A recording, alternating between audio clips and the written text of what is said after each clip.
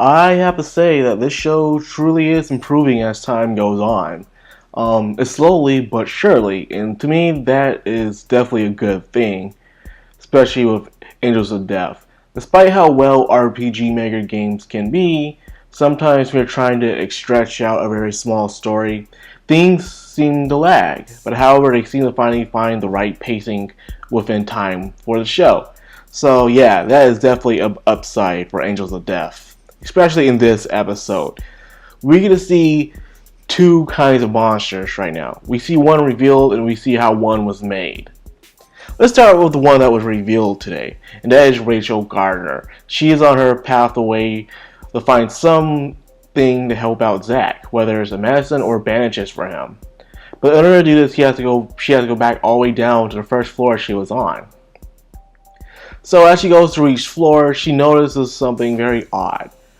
The people that are supposed to die there are gone, but instead they're coming to her as ghosts, mainly Eddie and Kathy. First, it was Kathy on the prison floor. She took control of Kathy's control system and just, without any mercy or hesitation, slaughtered all the prisoners there, who pretty much were in agony and pain. Sure, you could say this is an act of mercy to kill them up into their misery, and I say that is true. But nonetheless, her facial expressions told a different story. It wasn't disgust, it wasn't hesitation, it was like, you're in my way. Get out of my way, and she kept saying it over and over again. I have to say, this girl is just a broken record. That's all I have to say about Rachel Gardner for right now. But other than that, I say she's evolving quite nicely, I have to say. Yeah, we all saw her as this very boring, nonchalant character, but now as time goes by, we're like, okay, you have piqued my interest, Rachel Gardner. Especially in this episode. Because my god, she is a freaking sociopath. Like, shit. She don't care for no one's business but her own. She is a selfish creature. She could be a very ignorant, misguided sheep, or she can be a very heartless demon. According to Priest Gray, after all. Because when she got down to Eddie's floor, she's stomping on hands. And to her, they're just stuffed hands. They're not real, but they could be lingering wills of the people that died there, and she's just stepping on them. According to Priest Gray, Eddie was a very kind person. Too kind for his own good, the fact that he always got the short end of the stick. And because of this, he probably had a miserable death. Because he was so kind. He was even kind for the people that died there and buried them with a nice, beautiful grave. But thanks to Zach destroying the place, they seem not to be resting quite well. And to make things even worse, Rachel Gardner comes into place and starts stomping on all of their hands, causing even more pain to their suffering. And every time she passes down the floor, the priest will tell her, did you activate the generators? And she says, yes. Then he will ask her, so, what did you do to get it here? And she will explain to him without any care in the world. And he would look at her like, well, this girl's all kinds of fucked up. Right now, Rachel's being judged by the priest. She's going through her own trial besides Zach. And that is something very interesting in it. Because each spirit, despite how messed up Kathy was, or how kind Eddie was, they all talked to her, saying, here you are killing things without any remorse whatsoever. As long as the ends justify the means, that's all that matters to you, isn't it? You heartless monster. In a way, I can see their viewpoint and everything. So could this whole entire place just be a trial for Rachel in the end?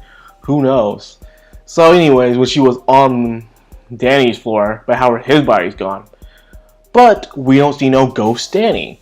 That's right, no Danny Phantom. I had to say that. I'm sorry. So instead, we just find a weird slime that was chasing her but stops for some reason. Okay, that was out of nowhere. Very strange. But then after that, there's no medicine. She seems now pissed. Pissed that the priest probably lied to her, but the priest saying himself that there should have been medicine on his floor. So now they have to go back down to Zach's floor and to find some bandages for him. And then her story ends here. Now off of that saying, we find out that Rachel is a selfish person. She only cares about her own well-being. If it wasn't for Zach promising to kill her at the very end, do you really think she'd go to this length to save Zach? Think about it. If Zach didn't promise, swear to God, to kill her, more than likely she would not give two craps about Zack and just walked off and find some other way out of the place or find someone else to kill her. Who knows?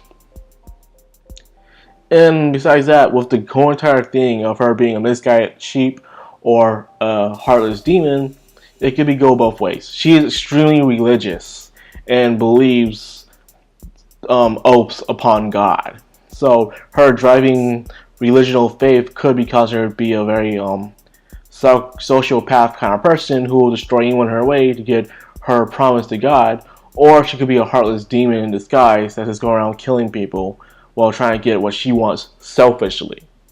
So those are two options for Rachel Garner you could define her character for right now. The second half is also just as good as well. We get to see even more of Zack's backstory. We thought it ended there, but no, it continued. We all thought after that Zack ended up being a very merciless killer. He does, but before that he meets a very blind old man. The man was very nice, and despite knowing that he was a killer, he didn't care. All he cared about was having someone there because the guy was very lonely and blind. He had a cat, for God's sake, so he probably was lonely. So Zack stood there for a while and he was killing people, but not satisfied with his killing. Something about his chill didn't make him seem, good.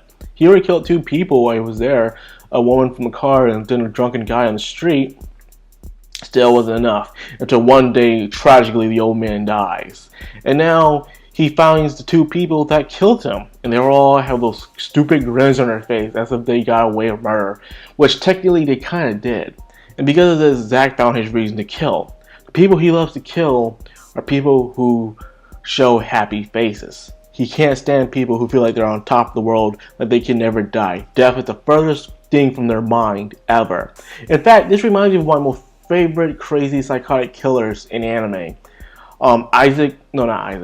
Rad Russo from Bakuno. A very crazy mafia hitman who go around killing people. He fell in love with a woman who felt so miserable in life that she also as well wanted to die. But before he kills her, he promises to kill any other person who is happier than her. Which meaning he's never going to kill her until the end of time. So this was a very, very similar thing. I really love Rad Russo a lot. So seeing this kind of portray, knowing Zack's character even better than I already thought it was. So yes, but then a big end surprise that I didn't even see coming. Danny is still alive, and the guy has freaking two eyes and the other two pupils in one of his eyes. That's not right. That's freaking creepy.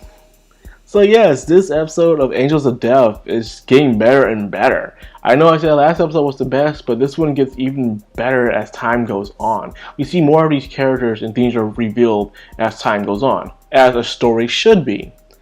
So yeah, I gotta mark this very well. It was an enjoyable episode, a lot of character reveal, development, and of course some blood and gore from Angels of Death. So anyways, if you enjoyed this video guys, I hope you did. Please leave a like, comment, subscribe, and hit the bell icon so you get notified every time I upload. I have been Madcrownxox, and I'm signing out. Have a good one.